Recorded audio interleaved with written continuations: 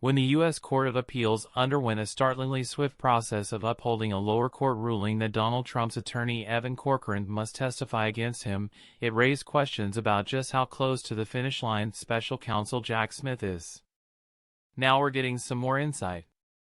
Corcoran is now set to testify to a federal grand jury tomorrow, and he's not planning to invoke the Fifth Amendment, per a New York Times report this evening. This tells us some things. Multiple major news outlets reported yesterday that Trump wasn't planning to even bother appealing to the Supreme Court due to the certainty he'd lose and the likelihood that he'd lose within just a few days. Trump could still change his mind and file a last-second Supreme Court appeal. But Trump clearly hasn't filed any such appeal yet, given that Corcoran's testimony is still set for tomorrow. The most interesting thing this tells us is that Corcoran is not a criminal target of this investigation after all.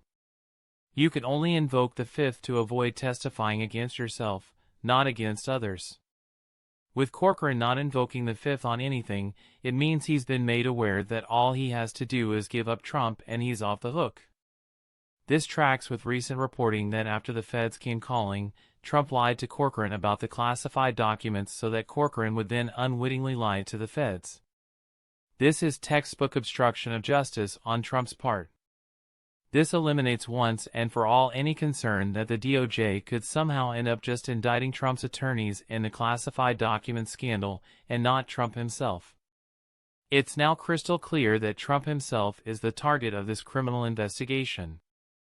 Corcoran is the key witness whose testimony nails Trump for felony obstruction of justice. Moreover, Corcoran's testimony will be supported by the documentation he made of his conversations with Trump, which the DOJ now has and will also present to the grand jury. The New York Times is also reporting that another Trump attorney named Jennifer Little has been ordered to testify to the grand jury this week.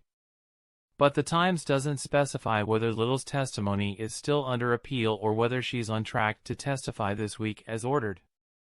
This would give the DOJ two inside witnesses nailing Donald Trump for obstruction of justice, both of whom happen to be his own attorneys.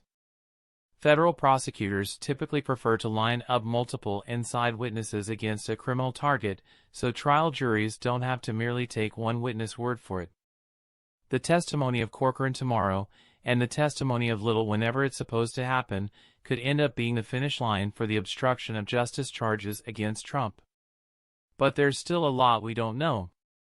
Is Jack Smith looking solely at obstruction of justice charges against Trump in the classified documents case, or is he also looking at Espionage Act charges? If there are espionage charges, are those also ready to go? If the espionage charges are not ready to go, will Smith indict Trump now on obstruction and bring a superseding indictment later? We don't know any of this yet. But we do know that the DOJ has its star witness testifying to the grand jury against Donald Trump tomorrow, nailing Trump for felony obstruction of justice.